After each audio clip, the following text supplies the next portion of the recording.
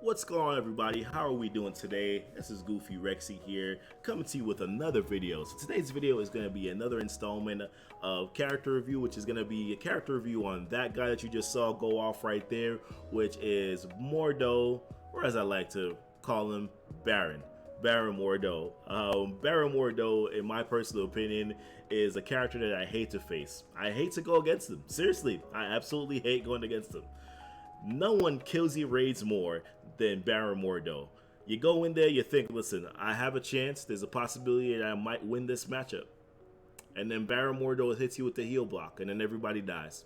Or he hits you with the stun and the blind, and then you can't get off that ultimate that you want to get off, and then you die. I hate Baron Mordo when I'm fighting him, but when I'm with him, I like him.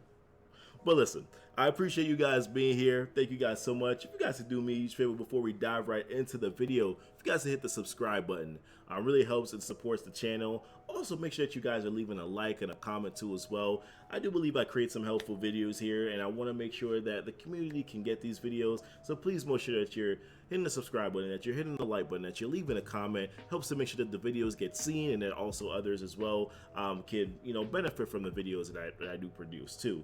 Also, if you guys don't know, I am also streaming on Twitch from Tuesday through Friday. I'm there at 9, Tuesdays and Thursdays at 9 p.m. Eastern Standard Time, and then Wednesdays and Fridays I'm there at 10 p.m. Eastern Standard Time too as well. So come catch me there. Like I said, come chat, chill with me there. Twitch is all about community, and I love to be able to chill and hang out with you guys. Also, my other links are down below too as well. My Discord link is down below, as well as my Twitter link is down below too as well. So hit me with a follow on Twitter, hop in my Discord, leave a like, leave a like on this video, comment on this video, and also make sure that you hit the subscribe button too as well. Thank you guys so much. But listen, let's talk about first and foremost where you find Baron Mordo. So Baron Mordo can be found in the arena store. He is a 500 arena cost credit for 5 shards, much like every other one of the characters that are in that arena store too as well. You can also find Mordo in the premium orb. Obviously, you're not going to go farm him in a premium orb. You can find him in the premium orb. He is also as well in the basic orb. He's in the milestone orb, and he's also in the legacy orb too as well. I checked today, he is no longer in the mega orb, which I'm sure that there was an update for that a little while ago, but yes, he's no longer in the mega orb, but he's also available in those other orbs too as well. Milestone, basic, premium, and legacy orbs is where you can find Baron Mordo. There's also kind of a really cool thing that I saw today too as well. There is if you hit this find button, you can also find these 2 offers for him. There's a $10 offer for 25 shards, and then a $30 offer for 150 shards. Personally, this offer is kind of crap, but this offer is pretty good. $30 usually gets you 50 shards, so $30 for 150 shards is actually really good. And you might be saying, why would I want to pay for more Mordo shards when I can just farm him or whatever? Mordo is a character that you can use to unlock Phoenix. He is a villain mystic controller character. There are only 6 of them in the game. So if you can get Mordo to 6 stars quickly or quicker by grabbing that offer, if you have the money for it, or if you're willing to spend on a game, then you can also go ahead and do that too as well. But yeah, that's right there for you to be able to go ahead and do that. But let's talk really quickly about his stats. We'll talk about his kit, and then we'll go into like recommended T4s, investment points, team synergies, etc. So the first thing that I want to touch on is his base stats. So right now, as we can see, I have him at 90,888. Seems good, but realistically, for a character that's at level 63, gear tier 10, 664 with 5 red stars and 6 yellow stars on him, he should be much higher than what he is. But unfortunately, Mordo is not really a great health pool character. He dies relatively easy. He's a very squishy character, as we label him squishy, right? Very squishy character in this game. But Mordo has a lot of other benefits too as well, other than his base stats and his health. He doesn't do a lot of damage. 7,800 damage is not really that great. And look, obviously this varies based on what level or ability tier or stars that you have on him, but just know that in general, health and damage aren't really that great, base stats for Mordo specifically. When you look at his armor is actually pretty good. Like, that's actually pretty good armor. 4,090 armor. Armor is deducted from whatever damage output the opponent gives you. So actually, his armor is actually relatively good here. Unfortunately, though, his health is still not that great. And when I say armor, right, like, so if a character is going to give 24,000 damage, then it takes 4,000 off of that, so the damage is only 20,000. But because his health pool is 90,000, 20,000 from that leaves him with 70,000. It's just not that great, right? He's still gonna die. It takes him like one really big hit in order for him to, croak. So, not really that great for Mordo, but his armor is pretty good though. I will say that. Focus is very good. His focus is very good at that number. He's a character that does a lot of debuffs, so him having that high focus is actually really, really awesome. Resistance is okay. His speed, he's pretty slow, but because he has very small cooldowns, what I mean, it doesn't take a lot of energy for him to do his special and his ultimate. Because he has small cooldowns, he's actually able to get a lot of his attacks off in multiple settings when you're doing a match. So, in general, even though he is slow, his cooldowns are very low, like 4 to do that, and then 5 to do that too as well. But let's talk a little bit more about Mordo's kit, right? We want to know about what the hell do you do, Mordo? Why is it that we hate you so much? So let's look at the basic attack here. So for his basic attack, he attacks the primary target for 220% damage, plus he applies 1 to 2 random negative effects. The 220% damage aspect, not really much damage that you're really going to get from Mordo. Once again, he's not a damage dealing character, but he does apply these 1 to 2 random negative effects. Those negative effects are usually defense down and then slow. Actually, it's always defense down or slow. Usually, if he only does one, it's defense down, and if he does both of them, then he'll do the slow, the defense down and then the slow. So pretty good. Once again, defense down and slow are really, really good debuffs to have on certain characters, especially if you want to kill them quick. Defense down is good, and if you don't want them to go, then slow is obviously really good. One of the most kind of underrated debuffs in this game is slow. Slow is really good to slow down somebody's speed meter so that they don't go. Really, really good to have that. Now his special, I love his special. It's 50% chance to stun the primary target, and if the target is not stunned, then he does apply blind to that target. I love that with the primary target, if he either applies stun, and if the stun doesn't work, then he applies blind. Either way, I'm getting away with an extra turn where I don't have to deal with that character, right? So you think about Hela, you think about, Black Bolt, you think about, those really kind of characters that you don't want to go often, or if you want to stop a healer like Shield Medic, you don't want her to heal, so you want to stun her so she doesn't heal. Or Crossbones is pretty annoying too as well. You don't want Crossbones to use taunts so that you can go after other characters. You want to stop a taunter, a tank from taunting. Blue Cage, you're not really going to land that on Juggernaut, but you know what I'm talking about. A tank or someone that you just don't want to go, stun them, blind them, that primary target. That's really good attack. Plus, it also gives the additional benefit of 50% chance to apply to blind up to 3 targets and 50% chance to apply slow to 2 targets. This is a debuff heavy attack, and usually he does land additional debuffs on like 1 to 2 other targets. It can do up to 3, sometimes 2 as well, and get that slow and that blind. So I really do like this attack, and I think it really actually does help with whenever you're facing a match. My favorite attack that he does though is Demons of the Denic. It attacks all targets for 210% damage. Once again, damage not really great. Mordo's not a great damage character, but this is the one that kills us all in raids, is that he applies heal block for 2 turns, and this attack cannot miss. This is by far the biggest one that he does. Applying heal block is really a killer. If you know about this game, especially in raids, other modes, it's about sustain. If a character like him can stop heal block and do it not just for 1 turn, but then for 2 turns, it really, really hurts you, in an active match like that, That's why he sucks so much in raids, especially those nodes where there's two of them. It really, really sucks. But imagine you being able to do this to an opposing teams that really are squishy or really do need that extra health block, really do depend on that healing ability. Being able to stop it for 2 turns, and here's the thing: it doesn't miss. This attack cannot miss. Even if he's blinded, it's still going to heal block them. I love this attack, and I hate it at the same time. I think that this is really, really, really, really good. You know, that he doesn't in his passive, on death of any character, heal himself and the most injured supernatural ally for, well, actually, let's switch it. At level 4, that's level 5. At level 4, on death of any character, heal self for 10% of this character's max health. And then on death of a mystic, heal self and most injured supernatural ally for 15% of this character's max health.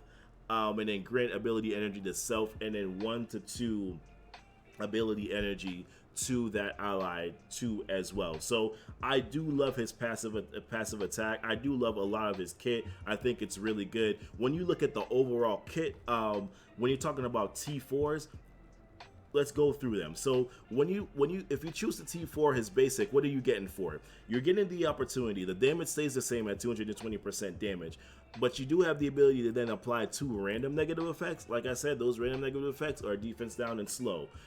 I wouldn't T4 this because majority of the time he does do it anyways. So yes, this does give you the guarantee, but we're talking about Mordo. He's a sleeper toon and he's a great character, but T4s are extremely valuable. I wouldn't really put a T4 into Mordo.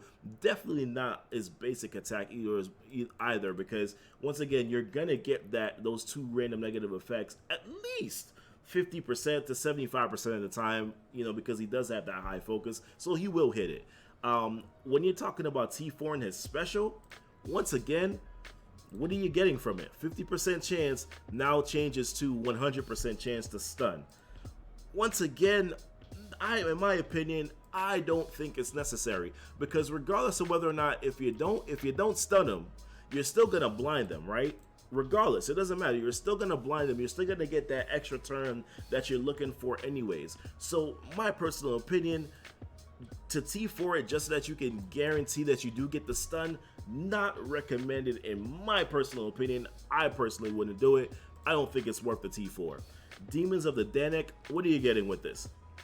If you T4 it, you're getting an extra 30% damage. Damn it, he doesn't do a lot of damage anyways. So T4 in this doesn't make sense either. So I personally, once again, would not invest the T4 into him, into that ability. Now, this one I would consider, because with this attack, what you're getting now, remember I kind of gave away the goodies a little bit earlier. So with this one, on death of any character, heal self and the most injured supernatural ally for 10% of this character's max health. Before, remember, it just healed himself. This is really beneficial for the entire supernatural team, now that he's able to not only heal himself when somebody dies, but then he's also able to heal heal his allies for 10% of this character's max health, the supernatural allies. The supernatural team, although they're very good and they do apply a lot of debuffs, they do kill a lot of people, they do kill a lot of toons, but the problem is that they're also they have very low health pools. So being able to have the ability whenever they do kill someone to get you know, some health to heal themselves for 10% is really, really good and really, really beneficial to that team. You know, it doesn't really do much elsewhere in terms of the T4, but you know, on death of a mystic, he still gets to heal self and heal most injured allies for 15%, and then grant ability energy. So he still does get that, but really the biggest thing is that because that team is so squishy, being able to always heal a supernatural ally when they do kill someone on death of any character, so it could also be his own teammate too as well, he's always going to get that 10% heal. So I think that's really good. I hope that makes sense. If it doesn't, message me and I can clarify that for you guys. So just let me know if it doesn't make sense. But yes, I think the only T4, and because that team is so squishy, that you really want to be able to put, you know, this one to make sure that they do have that added health healing, you know, throughout that matchup. But that's just my opinion. Other people have different opinions, but that's just my opinion. That's the only thing that I would T4, you know, on Mordo if I were you guys. But yeah, in terms of team synergies, obviously I talked about this already. You know, the best team synergy for, you know, for Mordo is a supernatural team, and I'll show them to you right here. So this is my supernatural team: Mordo, Scarlet Witch, Elsa Bloodstone, Ghost Rider, and Doctor Strange. This is the best team. This is a really strong team in war offense team. Very, very strong in Greek raids in certain areas. They're not a great sustained team to do multiple nodes, but they are a really good team that can do quite considerable good amount of nodes, you know, in the Mystic campaign. Maybe I would say 1 to 3 nodes you can get depending on RNG, you know. So and also, like I said, in war offense, they're very, very strong there too as well. So I would, you know, I would definitely invest into a supernatural team, and of course Mordo being a part of that supernatural team, definitely would consider that. Another team that I do find that he works really well with, if I didn't mention the supernatural team, very debuff heavy team, kill a lot of people, very, very good, great team synergy. Another team that he works really well with too as well is the Asgardian team. The Asgardian team, and this is specifically only for Mystic campaign and the Cosmic campaign. I use Mordo with the Asgardian team for both Mystic and the Cosmic campaign. I didn't have Sif, and Sif also doesn't have the Mystic tag, so I didn't need a good team that can run through the Mystic campaign. I use Hela, Thor, Loki, Heimdall, and then I use Mordo. Mordo was able to, once again, apply those debuffs that he does very well: the blinds, the stuns, the defense down, and the slows. Now, and then you have Hela, who can spread those negative effects too as well. Now, Hela doesn't spread stun, but she does spread the other negative abilities to all the toons. So I was actually able to benefit very well by using Mordo with this team. There was a period of time too where I didn't have Heimdall, so I also used Mordo and Juggernaut with the Asgardian team, and it worked really well, you know, as well in the Mystic campaign. So, you know, that's also another team that you could use. But like I said, this is specifically, you know, specifically just for Mystic campaign. Otherwise, I would leave Mordo on the supernatural team. That's where I think he works best. But you can find other uses to use Mordo too. I mean, it's really kind of up to you. He's a good kit character that you could use in multiple different areas. Last thing I'm going to touch on, guys, is just investment level. I don't know why I did that. The last thing I'm going to touch on, guys, is investment level when it comes to Mordo. Right now, I have my Mordo at 63 gear tier 11. And in all honesty, I wish I had left him at gear tier 10, because the reality is, I didn't really... bringing him up to gear tier 11 didn't really do much for me. It didn't really increase his stats by that much. For the most part in this game, if you guys haven't watched my character progression video, make sure that you guys do watch that. I talk about progression levels and where you can leave characters. I could have left him at level 60 gear tier 10 and he could do exactly what he's doing for me right now. He might die a little bit quicker, whatever, but overall kit wise he will be able to do exactly what I need for him to do. So I didn't necessarily need to bring him up higher than that, but level 60 gear tier 10, you know, for the most part 6664 is where, you know, I can leave him, or you can bring him up to level 64 or 65 with the ability, just so that you can put that T4 on his passive ability, which I do plan on doing eventually. I got some other T4s that I want to invest into right now, so I haven't done him yet. But, you know, bring him up to 60, 65 gear tier 10, you know, 6665, getting his abilities at 5 would be good too as well. Getting this ability at 5 would be good. That would just be my recommendation with him. You don't really need to invest in him too much. I got very lucky with stars and with red stars on them. Ideally, I wish I didn't pull 5 red stars for him, but whatever. It was from a regular orb, so I mean regular red star orb. So I'm not gonna complain about it too much. At least it wasn't an elite. So yeah, listen, this is my kind of overview on Mordo here. I think he's a great character. I think he's a phenomenal character that you can use. Really, in my opinion, a sleeper toon. As you can see with his kit, with all the debuffs that he can do, he can really help you to win a lot of matches. You know, so I think he's a really good character. I talked about team synergies, but you can find other areas that you can use, you know, Mordo too as well. But listen, let me know what your thoughts are. You know, I would love to hear where you guys use Mordo, where you think he's best used. You know, and you know, share that with me, share that with the community here. But thank you guys so much for watching the video. Please make sure that you guys do hit the subscribe button again, leave a like, leave a comment. Thank you guys so much for watching. I appreciate you. And as I always say, guys, be blessed, be safe.